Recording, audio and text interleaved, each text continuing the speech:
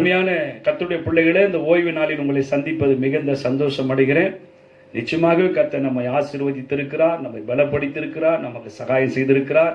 அதனாலே சந்தோஷமாக இருங்க. கர்த்தர் நம்மை ஆசீர்வதித்துக் கொண்டே இருப்பார்.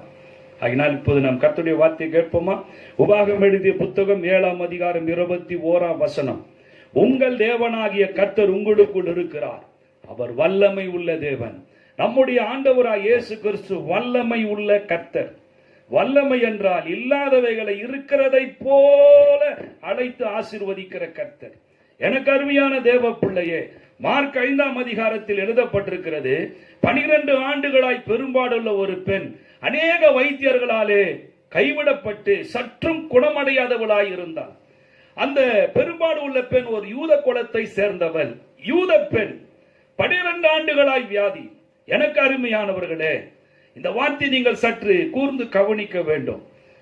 மோசே காலத்தில் இருந்த விசுவாசிகள் வாழ்க்கையில வியாதிப்பட்டால், பழைய ஏற்பாட்டினுடைய மக்கள், அதாவது மோசே காலத்தில் வாழ்ந்த விசுவாசிகள், சிலருக்கு அங்க வியாதிப்பட்டால் அவர்கள் ஆசாரிப்பின் கூடாரத்தில் இருக்கிற ஆசாரியனத்தில் போய் காட்ட வேண்டும்.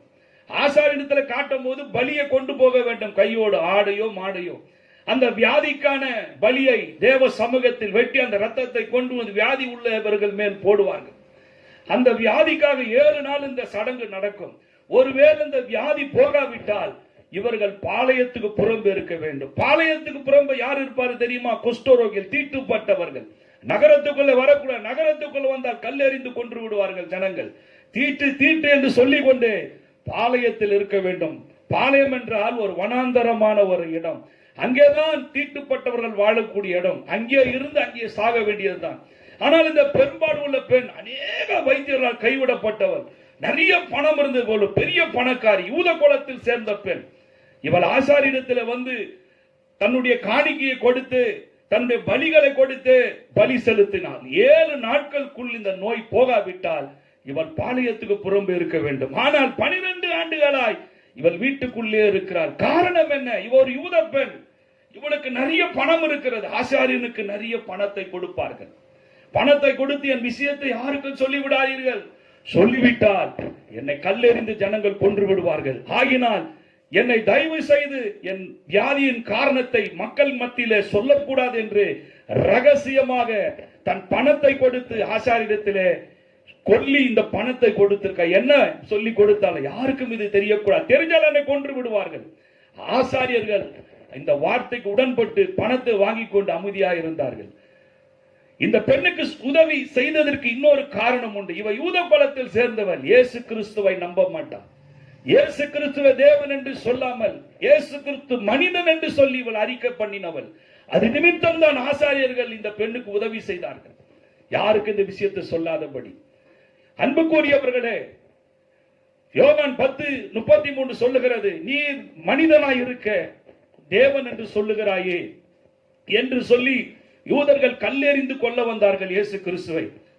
எனக்கு அருமையான தேவ பிள்ளையே, இந்த யூத பெண்ணாகிய இந்த பெரும்பாடு உள்ளவள் அதேதான் சொன்னார். இயேசு கிறிஸ்து தேவன் அல்ல, அவர் ஒரு சாதாரண மனிதர் என்று அறிக்கை பண்ணியது நிமித்தமாக அந்த இருந்த பிரதான ஆசாரியர்கள் இவள் நோயை யாருக்கும் சொல்லவில்லை. நோய் அதிகரித்துக் கொண்டிருந்தது. மரணம் வருகிற நேரத்திலே வசனம் சொல்லுகிறது, அவள் இயேசு ராஜாவை குறித்து கேள்விப்பட்டாள். எப்படி கேள்விப்படுகிறாள்?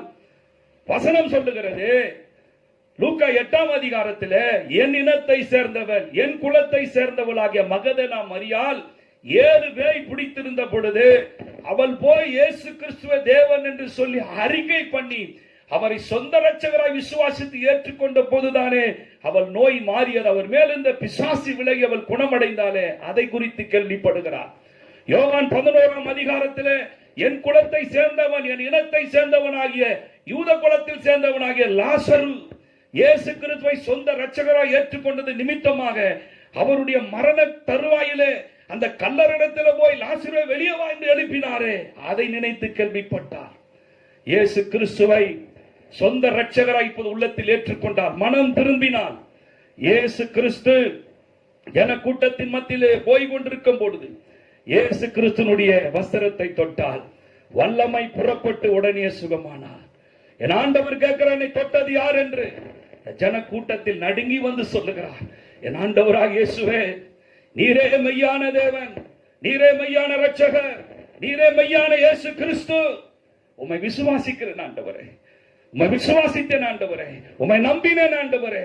உம்முடைய வஸ்திரத்தை தொட்டேன் ஆண்டவர், ஆகினால் சுகம் கிடைத்தது. என் குற்றமெல்லாம் மன்னித்தீரே, என் அக்கிரமங்கள்லாம் மன்னித்தீரே, எனக்கு சுகம் படுத்தீரே. மனிதன் என்று சொல்லி வாழ்ந்தேன் அப்பா, ஆனால் நான் மனம் திருந்தி விட்டேன். நீ ஒருவரே மெய்யான தேவன். பாருங்க, அவன் மெய்யான தேவன். ஆண்டவராய் இயேசு கிறிஸ்து மெய்யான தேவன். இவரன்றி வேறு ஒருவர் இந்த பூமியில் இல்லை, வானத்திலும் பூமியிலும் மனிதனுக்குள்ளவும். இயேசு கிறிஸ்து நாமம் இல்லாமல் ரட்சிப்படைய வேறு நாமம் இல்லை என்பதை விசுவாசித்து சொந்த ரட்சகராய் ஏற்றுக்கொண்டதனாலே அவள் சுகத்தை பெற்றாள். என் அன்பு கூறிய தேவ பிள்ளையே, இந்த அற்புதமான காலை வேளையிலே ஆண்டவராய் இயேசு கிறிஸ்துவை நாம் சொந்த ரட்சகராய் ஏற்றுக்கொண்டு ஞானஸ்தானத்தில் நாம் உடன்படிக்கை பண்ணப்பட்டிருக்கிறோம். நமக்குள்ளே பரிசுத்த ஆவி இருக்கிறார். நன்றாக கவனிக்க வேண்டும். சாவுக்கு ஏதுவான இந்த சரீரம் உயிர்ப்பிக்கப்படுகிறது. என் அன்பு கூறியவர்களே, இது சாவுக்கு ஏதுவான சரீரம். என்று ஒன்றால் வியாதி வரலாம், எப்போனாலும் இதுக்கு தீமை நடக்கலாம். ஆயினால் தான் கர்த்தர் சொன்னார். என்ன சொன்னார்? சாவுக்கு ஏதுவான இந்த சரீரம் அனுதினம் உயிர்ப்பிக்கப்பட வேண்டுமானால் ரட்சகரை சொந்த ரட்சகராய் ஏற்றுக்கொண்டு அவருடைய பிள்ளைகளாய் வாழ்கிற நீயும் நானும் ஒவ்வொரு நாளும் தேவ சமூகத்தை நாட வேண்டும். ஆகினால் தான் கர்த்தர் சொன்னார், சோதனை வராததுக்கு முன்னே 1 மணி நேரம் விழித்திருக்க கூடாதா? பிசாசு சோதனை கொண்டு வருகிறவன், வியாதியை கொண்டு வருகிறவன், நோயை கொண்டு வருகிறவன், பொல்லாப்பை கொண்டு வருகிறவன். அவனுக்கு நாம் எதிராய் செயல்பட வேண்டும். கிறிஸ்துவ நோய்பட்டு வியாதிப்பட்டு மற்றவங்க மத்தியில் நாம் கேவலமா இருக்கக்கூடாது. கிறிஸ்துவனா என்ன சுகம் உள்ளவன், கிறிஸ்துவனா என்ன ஆரோக்கியம் உள்ளவன், கிறிஸ்துவனா என்ன பலனுள்ளவன் என்று பொருள். ஆகினால் தான் கர்த்தர் சொன்னார், உனக்குள்ள இருக்கிற பரிசுத்த ஆவியானவரை ஆராதித்து அவரை மகிமைப்படுத்துங்கள். வேதம் சொல்லுகிறது, எவன் ஸ்தோத்திர பலியிட்டு என்னை மகிமைப்படுத்துகிறானோ அவன் சரீரத்தை, அவன் அவயத்தை, அவன் ஆவி ஆத்மா சரீரத்தை நான் செவ்வைப்படுத்துவேன். ஆகினால் தேவ பிள்ளையே, இந்த உலகத்திலிருந்து நாம் பரலோகம் செல்ல வரை கிறிஸ்துவாகிய பரிசுத்த ஆவியானவர் நமக்குள் வாழ்ந்து கொண்டிருக்கிறார். அவரை நாம் ஆராதனையிலே மகிமைப்படுத்த வேண்டும், ஸ்தோத்திரத்திலே மகிமைப்படுத்த வேண்டும், ஆலய ஆராதனைக்கு போவதிலே மகிமைப்படுத்த வேண்டும், கர்த்தருடைய பரிசுத்தத்தில் வாழ்வதற்கு மகிமைப்படுத்த வேண்டும், கர்த்தருக்கு பயந்து வாழ்வதிலே மகிமைப்படுத்த வேண்டும். கர்த்தருக்கு ஸ்தோத்திரம், கர்த்தருக்கு கொடுக்க வேண்டிய கனத்தை நாம் கொடுக்க வேண்டும். உங்க தசம பாகத்திலே, உங்க காணிக்கையில நீங்கள் ஆண்டவரை கனம் பண்ண வேண்டும். எங்களுக்கு இந்த லாக்டவுன்ல எல்லி ஆண்டவரை நான் எப்படி கொடுப்பேன்? என் அன்பு ஆண்டு தேவ பிள்ளைய, இருக்கும் போது கொடுப்பதை விட இல்லாத போது கொடுப்பதுதான் ரட்சகருடைய கிருபை உங்க மேல இறங்கும். எல்லாரும் பரிபூர்ணமா போட்டாங்க, ஆனா 2 பைசா கொடுத்தா அந்த பெண் விதவி எல்லாருடைய விதம் அதிகமா போட்டா, இல்லாத நேரத்தில் கொடுத்தா பாருங்க. ஆகினால் உங்க கிடைக்கிற சின்ன வருமானத்துல கொஞ்சம் எடுத்து வச்சு லாக்டவுன் முடிஞ்ச உடனே ஆண்டவருடைய ஆலயத்துக்கு கொண்டு போய் தசமபாக காணிக்கையை சேருங்க. கர்த்தர் நிச்சயமாய் சொல்லுகிறேன், அந்த உண்மை உங்ககிட்ட இருக்குமானால் இன்றிலிருந்து உன்னை கர்த்தர் ஆசீர்வதிக்க தொடங்குவார். அந்த பக்தி உன்னிடத்தில் இருக்குமானால் இன்றிலிருந்தே கர்த்தர் உன்னை போஷிக்க தொடங்குவார். அன்புக்குரியவர்களே, உனக்குள்ள இருக்கிற பரிசுத்த ஆவியானவர் இந்த உலகத்திலிருந்து நாம் பரலோகம் போக வரை நீயும் நானும் சுகத்தோடு வாழ்வது நிச்சயம், ஆரோக்கியத்தோடு வாழ்வது நிச்சயம், பலனோடு வாழ்வது நிச்சயம், கொடுத்த கன்றை போல் வாழ்வது நிச்சயம். காரணம் என்ன? உனக்குள்ள எனக்குள்ள இருக்கிற பரிசுத்த ஆவியானவர் நம்மை கண்மணி போல் காத்து ஒவ்வொரு நாளும் கலங்காமல் நம்மை கரம் பிடித்து நடத்துகிறவர். ஆகினாலே தேவ பிள்ளைய, இந்த காலை வேளையில ஆண்டவருக்கு ஒப்பு கொடுப்போமா? எப்ப என்ன ஒப்பு கொடுக்க போறோம்? உம்மை ஆராதிப்பதில்லை, ஜபிப்பதில்லை, துதிப்பதில்லை, ஆலயத்துக்கு போவதில்லை, உம்மை கனம் பண்ணுவதில்லை. ஒரு நாள் நான் தவற மாட்டாண்டவரே, உத்தமமாய் உம்மை சேவிப்போம் என்ற ஒரு ஒப்பு கொடுத்ததோடு நாம் தலையை சாய்ப்போமா? ஜெபம் பண்ண போகிறேன். வானத்தையும் பூமியும் படைத்த அன்பின் பரலோக பிதாவே, இந்த அற்புதமான காலை வேளைக்காய் நன்றி. உடைய வார்த்தையை கேட்ட உடைய பிள்ளைகளை ஆசீர்வதி, பிள்ளைகளை பலப்படுத்த. பெரும்பாடு உள்ள ஸ்திரீ உம்மை விசுவாசித்து உம்மை சொந்த இரட்சகராய் ஏற்றுக்கொண்டது அந்த நிமிஷமே அவள் பெரும்பாடு நீங்கி போனது. ஆண்டவரே, உம்முடைய பிள்ளைகள் உம்மை சொந்த இரட்சகராக, சொந்த தெய்வமாக, சொந்த குல தெய்வமாக உம்மை ஏற்றுக்கொண்டு உமக்குள்ளே உடன்படிக்கை பண்ணப்பட்டு வாழ்ந்து கொண்டிருக்கிற உடைய பிள்ளைகள் வாழ்க்கையிலே எந்த குறைபாடும் இருக்கக்கூடாது, எந்த நோய் இருக்கக்கூடாது, எந்த வியாதி இருக்கக்கூடாது, எந்த பலவீனம் இருக்கக்கூடாது. இப்பொழுதே உடைய சுகமாக்குற வல்லமை, இப்போது உடைய ஆரோக்கியமாக்குற வல்லமை, இப்போதே உடைய பலப்படுத்துகிற வல்லமை உடைய வார்த்தையை கேட்கிற ஒவ்வொரு பிள்ளைகளுடைய சரீரத்தில், ஆவி, ஆத்மா, அவயத்தில் இறங்க வேண்டும் என்று சொல்லிக்கிறேன். நிரப்புவதாக உம்முடைய ஜீவன் ஆண்டவர் ஒவ்வொருவரையும் தொட்டு ஆசீர்வதி, பலப்படுத்த ராஜா. சீக்கிரமா இந்த லாக்டவுன் முடிவுக்கு கொண்டு வாங்க ஆண்டவர்.